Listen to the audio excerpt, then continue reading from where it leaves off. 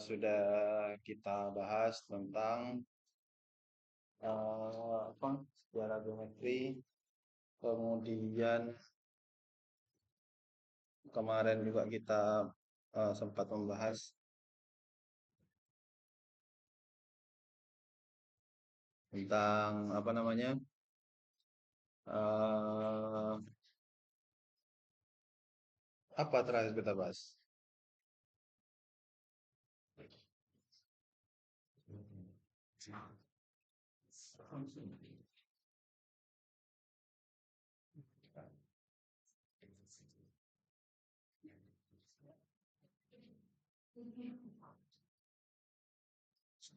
Salah tentang apa? Hah? Bah, apa sih? Hah?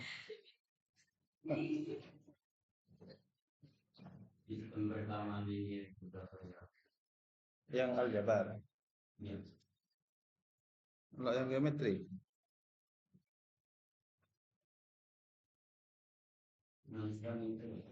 Hah?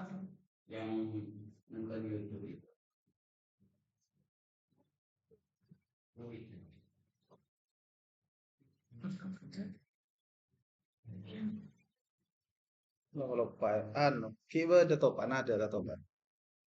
Habis lah. Lagi punya kilo topan dong arah kalau pakai kafe.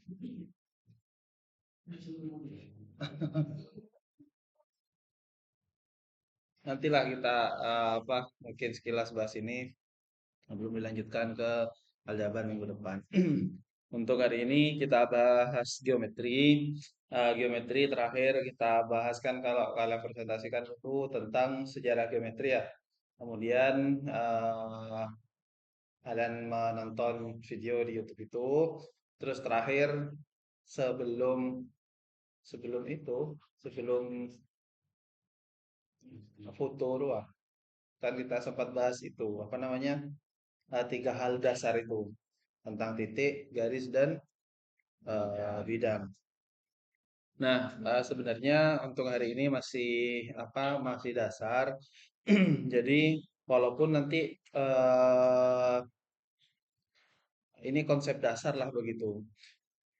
Di sini di ke apa bukan kesemuanya tentang ketidaksamaan geometri ya, tentang ketidaksamaan segitiga, tapi nanti penekanannya pada materi ini. Cuman ada beberapa hal yang ingin saya sampaikan pertama. Ini mungkin hal yang sangat mendasar sekali. Jadi yang pertama gambar satu dimensi.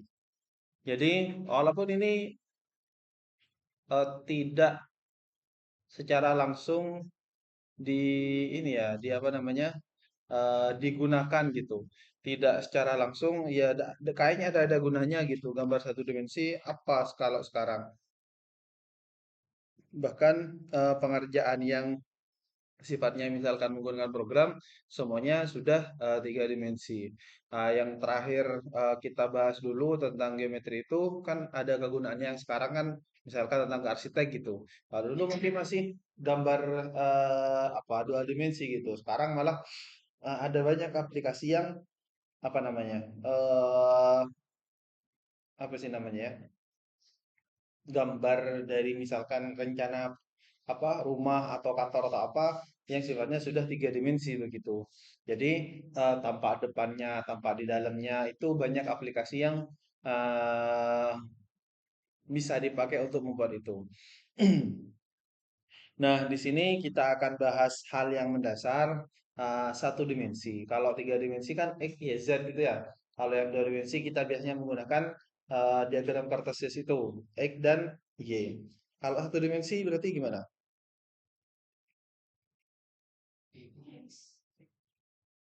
Eh, apa? Biasanya kalian ketemu di matematika yang itu adalah satu dimensi gitu. Seperti apa yang pernah ketemu? Tak pernah ketemu di satu dimensi? Hah? Gak pernah ketemu? Hah? Bener mah? Kalau dua dimensi, ya, ya, sering ya. Tiga dimensi, ya tadi tanya geometri sampai tiga variabel.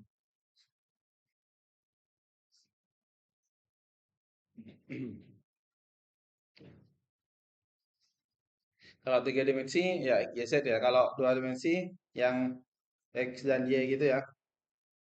Kalau satu dimensi itu apa? Panjang. Panjang begini kan panjang juga ya. Begini. Garis. Garis ini. Kalau ini kan biasanya ada nilainya di kalau X, Y, Z kan satu, dua gitu. Ini min satu, min dua dan seterusnya. Kalau gambar satu dimensi itu biasanya sebenarnya kalian harusnya sering ketemu sih dengan eh apa namanya garis bilangan. Ini di sini nol, satu, dua, tiga, empat. Ini min satu, min dua, min tiga, min empat, dan seterusnya begitu. Nah, iya kita mengenalnya kalau gini kan garis bilangan ya, kayaknya tidak pernah ketemu sih yang misalkan gambar ini menyatakan oh ini adalah hanya sumbu X saja begitu. Tidak ada gitu, nggak ada yang menyebutkan dengan bahasa seperti itu. Disebutkan kalau kayak gini ini adalah garis bilangan. Walaupun begitu, kalau misalkan ini kan contoh 5, misalkan ini kan eh apa ya ya yang kita gambar di sini. Kalau misalkan di sini 1 sampai 9 kan ada di positif semua ya, di sini semua begitu. Misalkan di sini 9, ini satu, sorry, satu, berarti 5 itu ada di antara 1 dan 9 begitu. Kemudian sebenarnya ini bisa kita gambarkan di koordinat Kartesius atau di koordinat dua titik di sini. Jadi menggambarkan di sini itu boleh kalau misalkan digambarkan di sumbu X begitu. Cuman kan kalau sudah digambarkan di sini, misalkan ini adalah sumbu X, eh, satu misalkan sampai 9 lah, anggaplah satu, 2, 3, 4, 5, 6, 7, 8, 9. 9 ini satu di sini, 2, 3, 4, 5 ini 5. Nah ini kan sudah berbeda. Maksudnya kalau sudah saya menentukan titiknya itu di sini, ini bukan hanya satu berarti, tapi 1,0 gitu. Sudah menjadi suatu koordinat, satu pada koordinat kartesius. Tentu akan berbeda lagi jika digambarkan pada suatu sistem koordinat tiga dimensi. Nanti ada X, Y, Z atau apapun istilahnya itu. Tapi ada tiga komponen titik di sini. Nah, kalau di sini kita menuliskannya dengan 1,0, kemudian 9,0. Nah, ini hanya mau mengatakan bahwa ada banyak titik di antara dua titik itu. Yang paling gampang kan antara titik satu dan titik 9 itu ada titik 5. Kemudian lebih dekat misalkan antara satu dan 2 di situ ada 1,5. Nah, sampai dimepetkan ke berapapun pasti ada satu titik di antaranya itu. Di antara dua titik itu. Kalau kita misalkan bicara tentang bilangan bulat, ya antara satu dan 3 ada 2. Antara satu dan 2 tidak ada bilangan bulat di situ gitu. Tapi kalau kita hanya apa? Hanya menyatakan bilangan, bilangan kan macam-macam ya. Tentu yang paling mungkin bisa kita buat apa namanya? Kalau mau dituliskan di matematika itu pecahan biasanya. Karena kita berapapun pecahannya dibagi dua kita bisa menghitung. Tapi kalau misalkan bentuknya itu desimal, itu mungkin kita harus menghitung dibagi dua, dibagi dua, dibagi dua lagi itu akan panjang begitu. Tapi kalau bentuknya adalah pecahan kita lebih mudah begitu. Jadi tetapi sampai dimepetkan berapapun pasti ada bilangan di antara dua bilangan itu. Gitu. Nah, di sini konteksnya adalah bilangan real. Jadi kalau di sistem bilangan itu kan yang paling umum digunakan adalah bilangan real. Bilangan bulat lah ya. Nah, bulat. Di dalam bilangan bulat ini yang tidak termasuk bilangan bulat itu bilangan apa lagi? Desimal atau bilangan real ya, yang di real itu kan memuat ke semuanya. Kalau bilangan apa saja yang kalian ingat? Bilangan kalau yang itu kan bilangan bulat, bilangan real, bilangan apa lagi? Pecahan, terus desimal,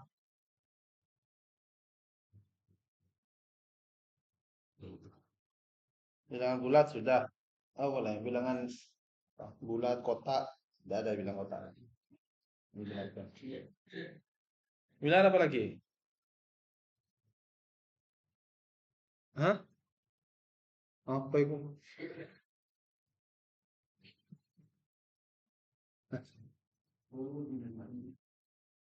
Ada lupa lah.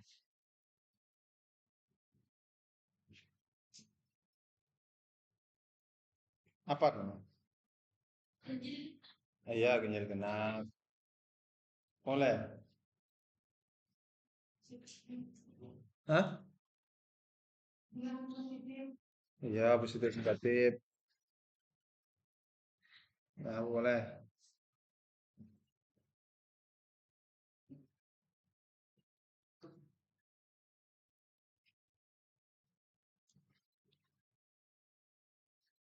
Apa lagi?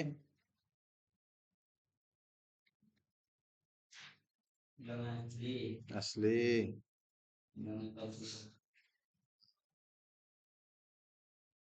Bilangan palsu. Tidak ada. Bilangan asli, bilangan rasional. Terus, iya, wis lah. Bilangan asli itu apa? Yang gimana? Ada. 5,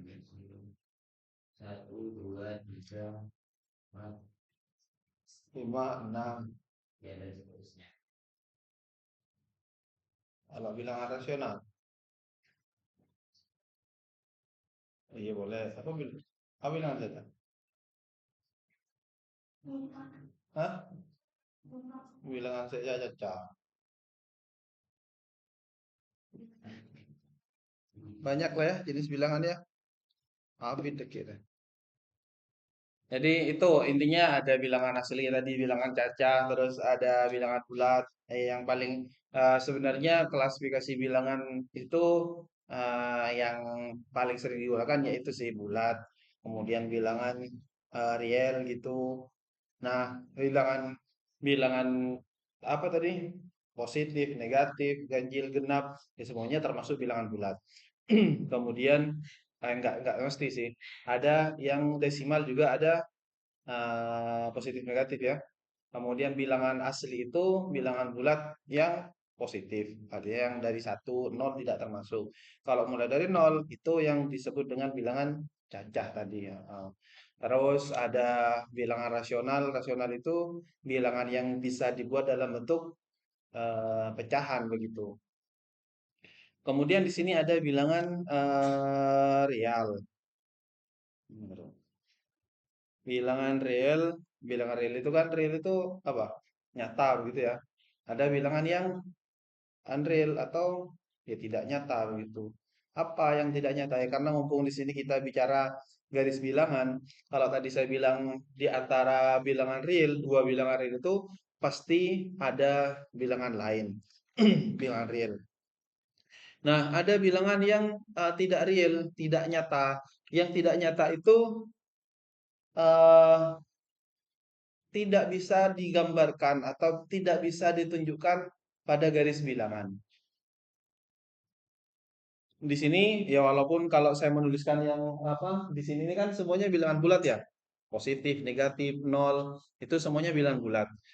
Nah, antara nol dan satu saja di sini tidak ada bilangan bulat di antaranya, tapi mungkin ada bilangan pecahan, ada desimal lah pastinya gitu. Ada bilangan real yang lain yang di sini. Nah,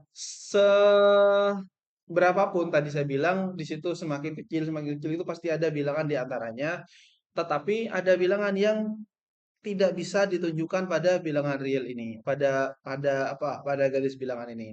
Namanya bilangan ya unreal atau biasanya disebut dengan bilangan imajiner.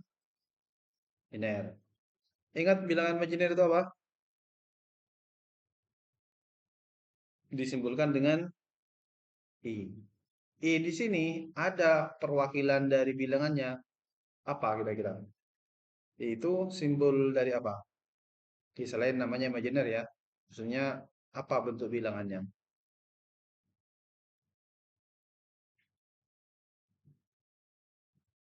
Lupa. Nggak ada di sini. Bahkan kalau misalkan di apa dihitung pakai kalkulator, tak kira tahu kalkulator itu. Akar min satu. Nah, ini didapat dari mana? Misal, kalau di kalkulator dihitung misalkan akar 3 misalkan, pasti muncul di sini. Tapi kalau menanyakan akar min 4 misalkan, pasti munculnya error atau apa begitu, atau di situ ya. Karena tidak ada bilangan real yang memenuhi dari akar min 2. Makanya di sini diakali begitu ya. Anggaplah diakali begitu. Akar 4 itu sama dengan akar 4 kali min satu. Konsep bilangan akar itu adalah menjadi akar 4 kali akar min satu. Akar 4-nya jadi 2, akar min satunya jadi I begitu. Tanya jadi bilangan imajiner. Itu klasifikasi dari bilangan. Nah, kembali ke sini, jadi sekali lagi ini hanya menunjukkan bahwa untuk pada apa namanya gambar satu dimensi atau kita mengenal dengan garis bilangan itu banyak apa bilangan-bilangan yang ada di situ begitu antara bilangan bulat dan bilangan-bilangan yang lain. Kemudian kalau kemarin kita bahas tentang garis, garis yang kita bahas kemarin kan apa namanya nggak ada ujungnya kan ya, artinya kita menggambarkan garis di sini di sama di sana, kalau itu kemiringannya sama ya tetap itu ada garis yang sama begitu, nggak ada ujungnya. Nah biasanya bukan biasanya sih, secara konsep itu yang ada batas batas bawah batas atas itu disebut dengan segmen garis, ada apa namanya ada ujungnya begitu. Jadi kalau saya gambarkan dari sini ke sini, ini di sini A, yang di sini B, ini namanya segmen garis AB. Walaupun ini ketika pada pada penggunaannya mulai tidak disebut nama segmen ini begitu ya.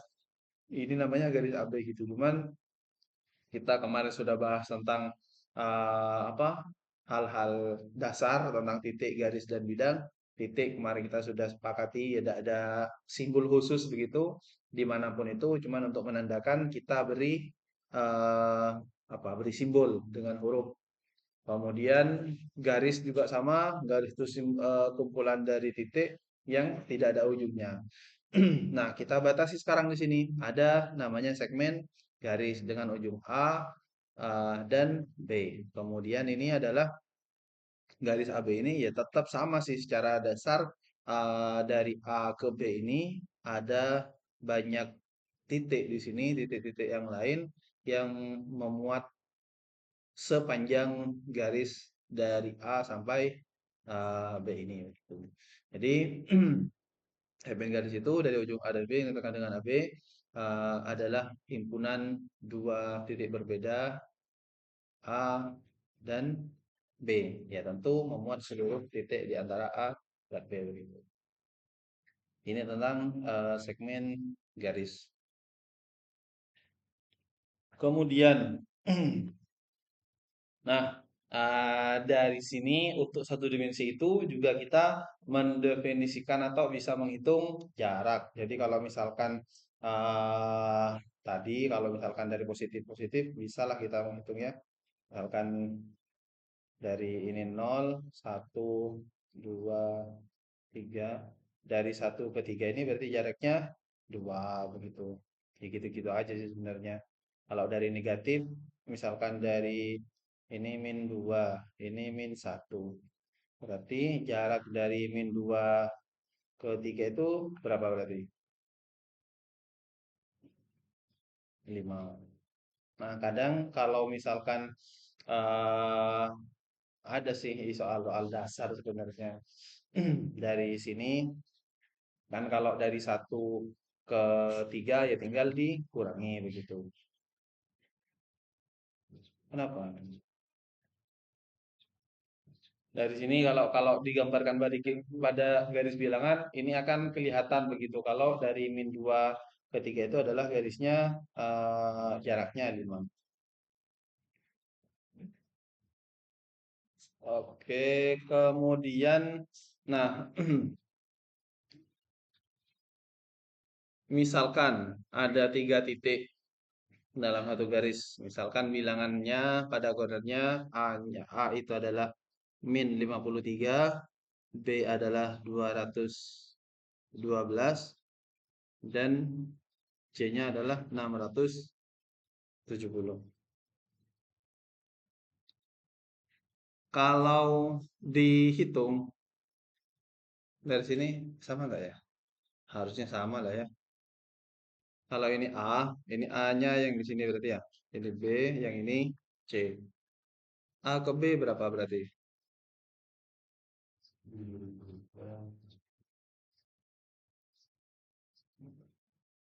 Dari A ke B?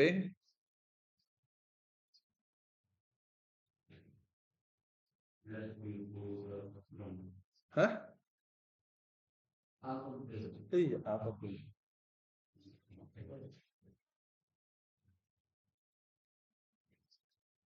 A ke B.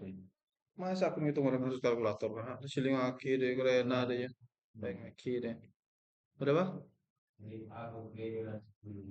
265. Sebenarnya jarak itu kan kalau tadi kita lihat di sebelumnya, kalau yang di sini lah ya, dari sini jarak dari 1 ke 3 itu kan berarti 3 dikurangi 1 gitu. Kalau jarak dari min 2 ke 3 berarti 3 dikurangi min 2 menjadi 5. Sama di sini sebenarnya. Kalau jarak dari A ke B berarti ini sama dengan B min A. Sama dengan 212 dikurangi min 53. Sama dengan 212 ditambah 5. Iya, ini 26. Kalau dari sorry, itu bahkan BC, TC dikurangi B. C-nya 670 dikurangi 212. Jadi 8, berapa? 8, 5, 4. Kalau AC sama dengan C dikurangi A. Jelas terapos aku coba kalkulator ngomong aku tambahan ngari ya. Tapi tong sih dari Jordan ya. Pas terapas. Asengkaan lagi saya itu. Ini berarti 670 dikurangi min 53. Berarti 327. Benar ya? Kalau dari A tambah B, AB tambah BC, AB-nya ini ditambah ini sama ya? 53, oke. 67 tambah 5 2, oke. Satu, benar ya? Jadi berarti ini benar ada di satu titik begitu. Kalau digambarkan ya memang ada di sorry, satu garis. Ini A-nya di sini, B-nya di sini, C-nya di sini. Artinya jarak A ke B ditambah jarak B ke C itu sama dengan jarak A ke C. Begitu. Oke, paham ya? Ngerti ya? Saya nyari ngerti. Benar kan? Mengkunci satu dimensi. Kita entar ke ketok dimensi. Ya, ada sih 7 dimensi, ada. Ketiga dimensi. Ada yang mau tanyakan? Enggak, ya cukup aja ya. Nah, ini yang dimaksud tadi. Jadi, B itu ada di antara, kalau B itu ada di antara A dan C, maka pasti berlaku yang kayak tadi. Jadi, kalau digambarkan tadi kan pasti B-nya ada di tengah-tengah begitu. Kalau penjumlahannya ini benar, maka B itu pasti ada di antara eh, apa A dan C. Jadi, ini akan berlaku.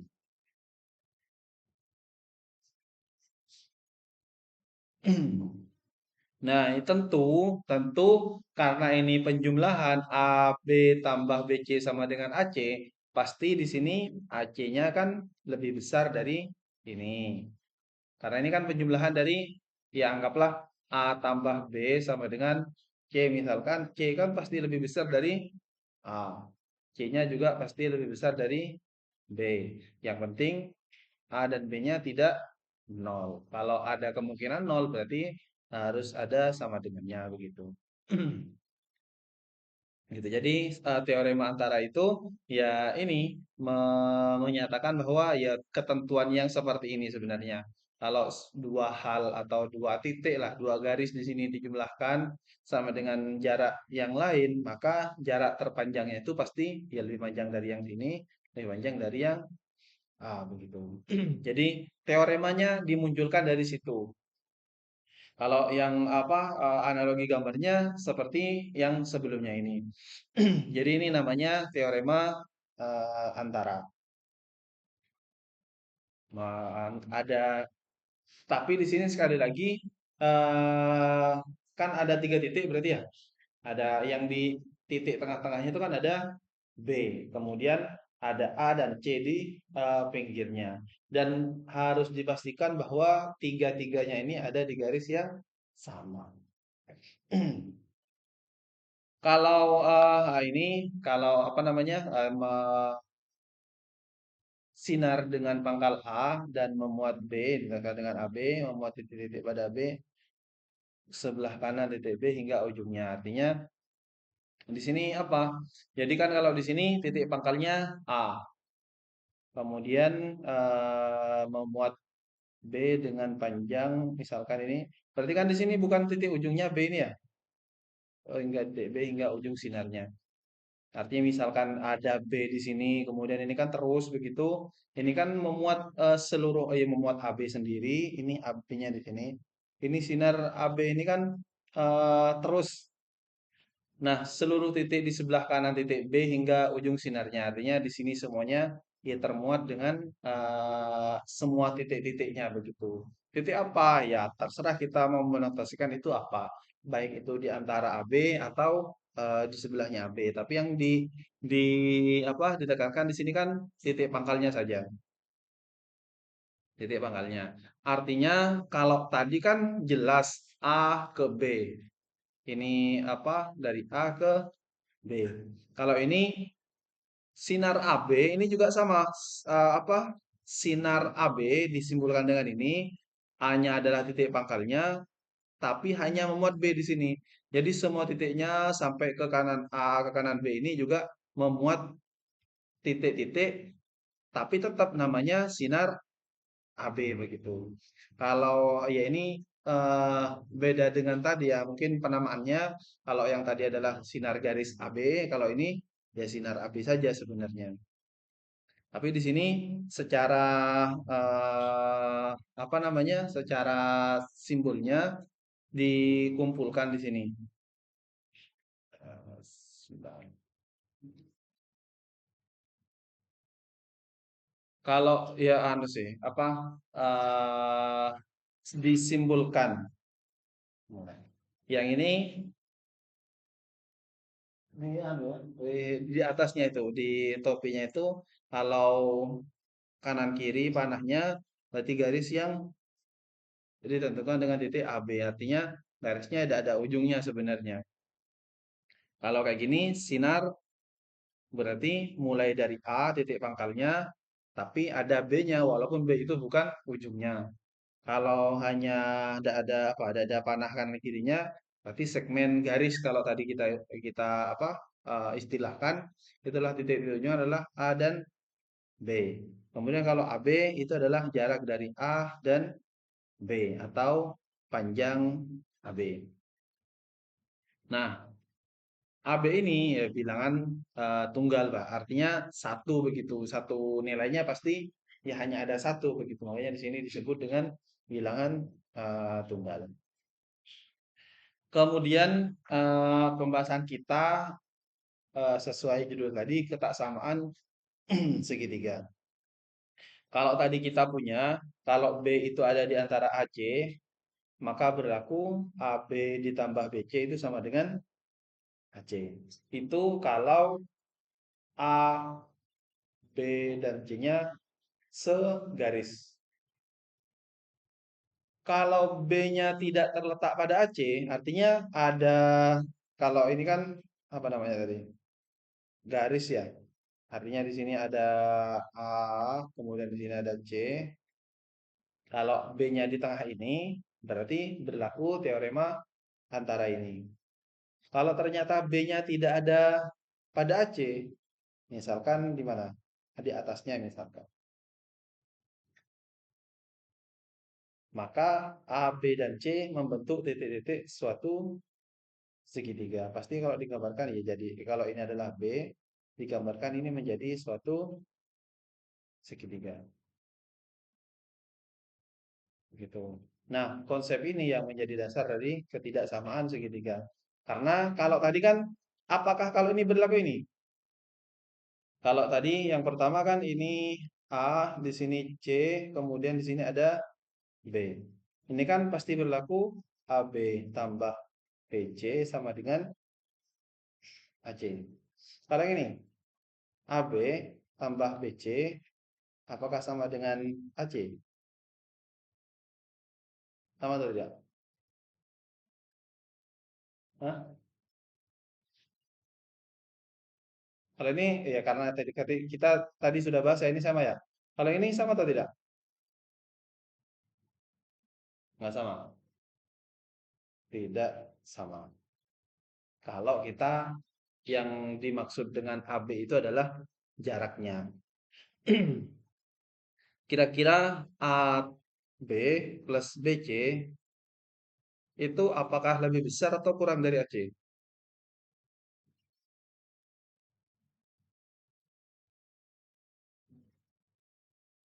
Lebih besar atau kurang dari? Lebih besar. Hah? Sama. Sekitar itu sama.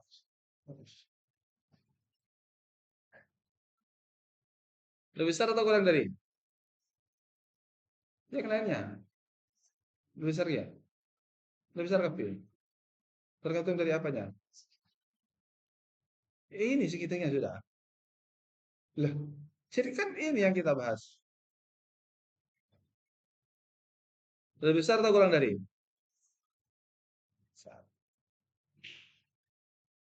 Mau diapakan emang? Tentu sekali lagi kalau ini yang kita hitung adalah jaraknya. Jadi kan kita sepakati tadi AB itu kan jarak dari titik A ke titik B. Tadi kan apa? Ya ini AB, ini BC, ini AC dari sini ke sini. Berarti AB tambah BC lebih dari AC. Oke. Jadi jumlah dari panjang dua sisi dari sembarang segitiga lebih besar dari panjang sisi ketiga. Jadi kalau misalkan tadi kan A, B, B, C, misalkan kita simpulkan dengan A, B, dan C, anggaplah C-nya itu adalah sisi terpanjangnya, pasti A tambah B itu lebih besar dari C begitu. Nah, ini kalau ini berbeda, ini tidak berlaku, tidak mesti berlaku bahwa C lebih besar dari A, C lebih besar dari B, bukan seperti itu. Kalau tadi kan kalau A tambah B sama dengan C, ini baru berlaku yang seperti ini. Tapi kalau penjumlahan tidak berlaku yang ini. Jadi yang pasti ini yang dimaksud dengan ketaksamaan segitiga. Panjang dua sisi sembarang segitiga lebih besar dari panjang sisi ketiga. Ya tentu anu sih, apa namanya? C ini tidak mesti yang terpanjang. C tidak mesti yang terpanjang. Kalau misalnya kita gambar begini misalkan. Kalau di sini A, ini B, ini C, A tambah B pasti lebih besar dari C. Kalau A tambah C pasti lebih besar dari B ya. A, B tambah C pasti lebih besar dari Begitu. Jadi jumlah dua sisinya pasti lebih besar dari yang lain. Begitu. Ini yang sekali lagi, ini yang dimaksud dengan kata samaan segitiga. Contoh, eh gambarkan segitiga memiliki sisi 3, 5, dan 10. Bisa nggak ini? Hmm.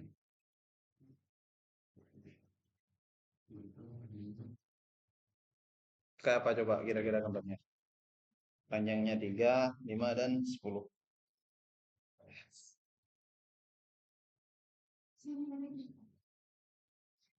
Gimana gambarnya kira-kira?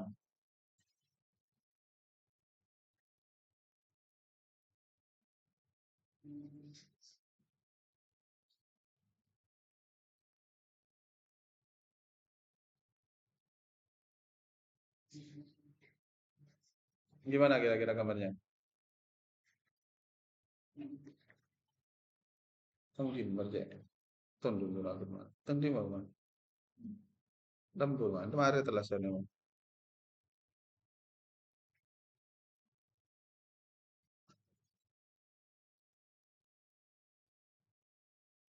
Gimana kira-kira gambarnya?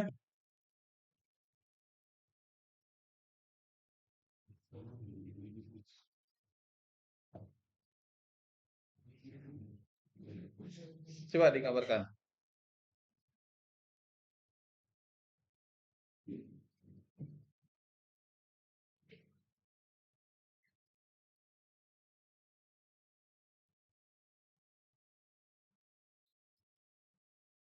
Gimana? Kayak apa?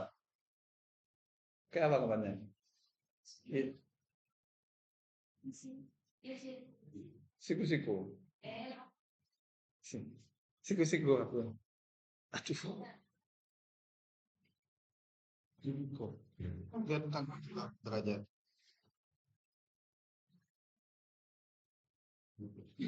Coba apa namanya kalian buat perbandingan sendiri gitu. Kalau tidak benar nggak kira-kira ya dia akan yang membahas di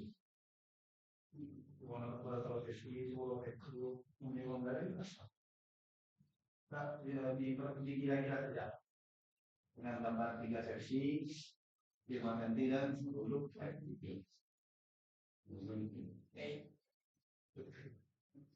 kalau siku-siku enggak lah ya bukan kelihatan lah nanti minggu depan kita akan bahas tentang segitiga serabut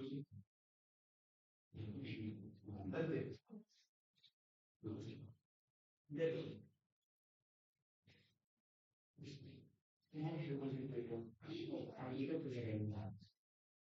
boleh beli telur lima se mereng lima yang mereng itu ada apa aja gitu berarti ada lima ah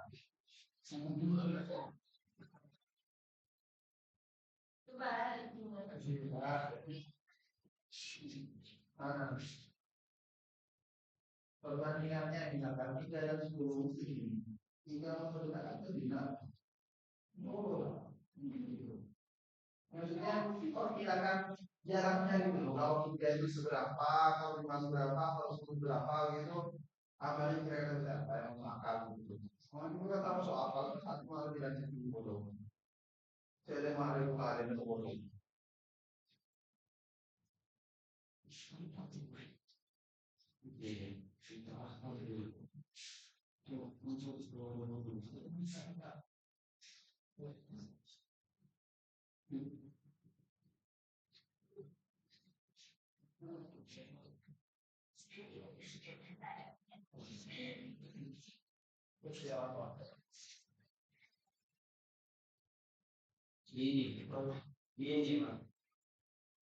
ini ini dia mau ada enggak ini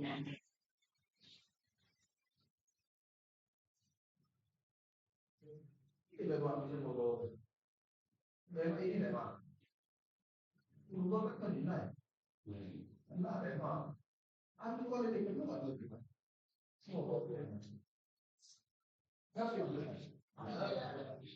Tapi yang membuat segitiganya bisa. Nggak bisa.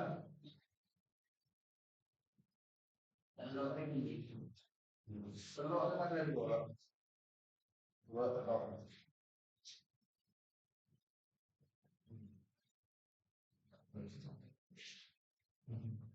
Gimana? Bisa?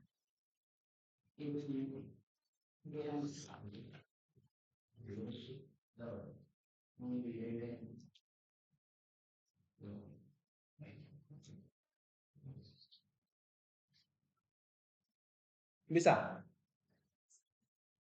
Bisa Pak Boy? Hah? Nggak bisa? Ih, iya, amun nggak bisa tuh, amun bisa kan kita nyaking apa deh? Nggak bisa, ibah mari sih nggak bisa.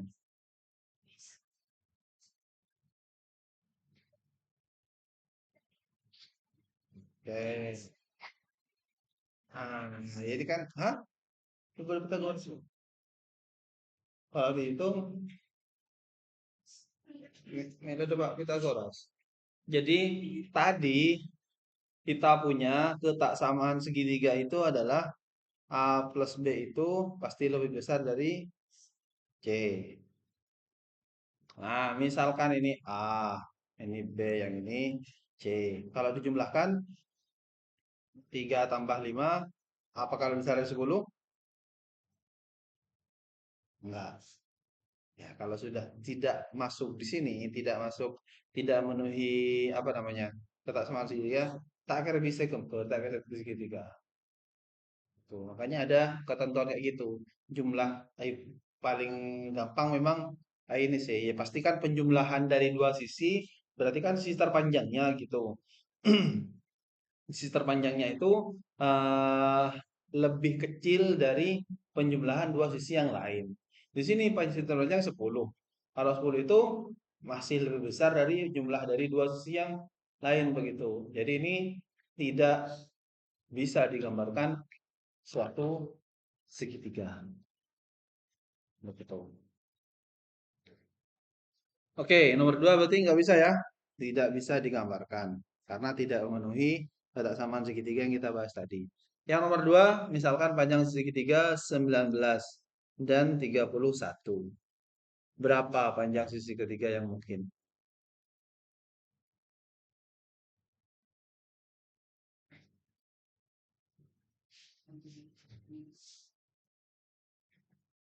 Berapa kira-kira?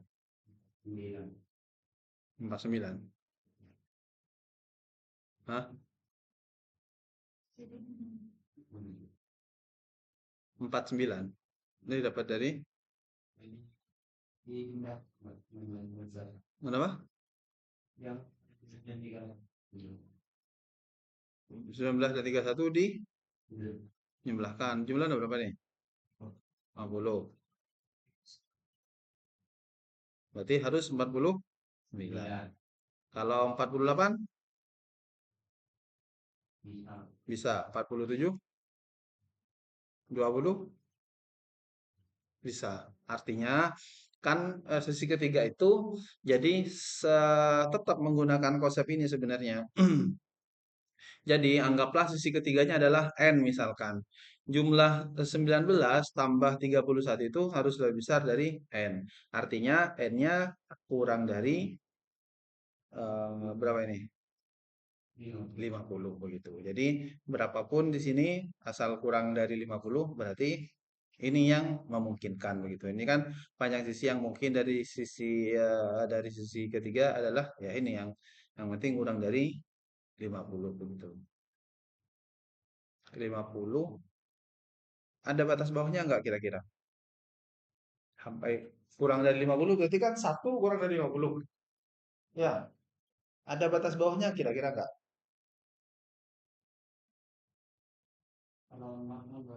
Kenapa? Nol lah bisa. Kalau satu bisa apa nggak? Maksudnya dengan panjang sisinya satunya 19, satunya 31. Satunya ini berapa? Kalau batas atasnya berarti harus kurang dari 50. 49, 48, 47 masih boleh. Batas bawahnya ada batasan nggak? Apa hanya tadi nggak boleh nol, hanya lebih dari nol begitu? Sampai 31. Berarti N-nya harus lebih dari 31. 31. 30 nggak boleh berarti. 20 bisa. Hah? Melakukan diri. Bisa 30. Iya, seperti 30 bisa apa enggak? bisa. Bisa kalau bolong. Berarti ini angka jadi berapa? N-nya harus lebih dari 19. 19. Berarti kalau 18 nggak bisa berarti ya? Nggak bisa. Berarti batasannya N-nya harus lebih besar dari 19 kurang dari 50. Begitu ya? Emang program kedua nak kalau dekat sepakat loh deh. Masih bisa ya? Iya bisa deh.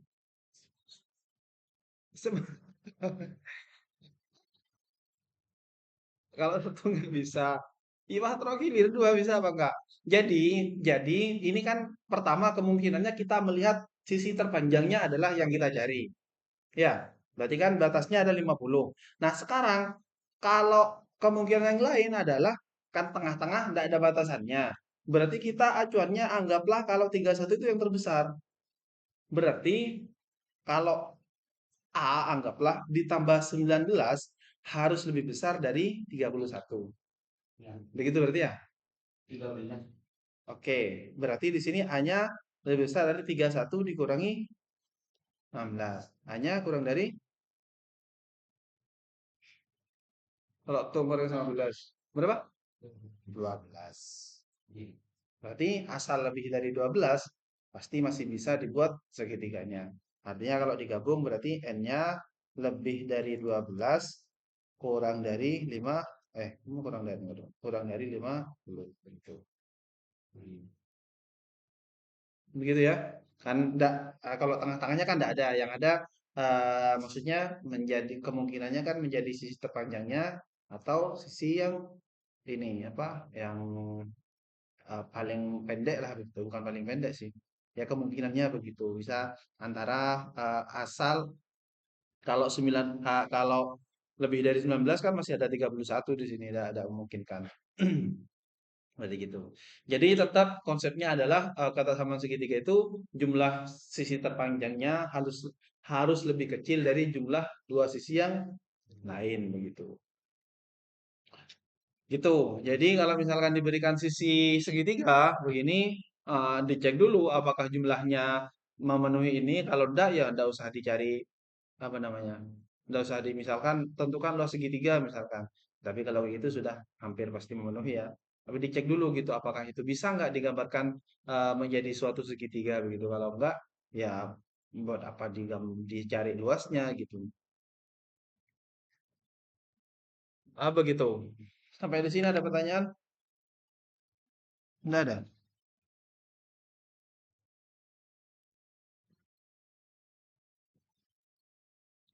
Sudah lah ya.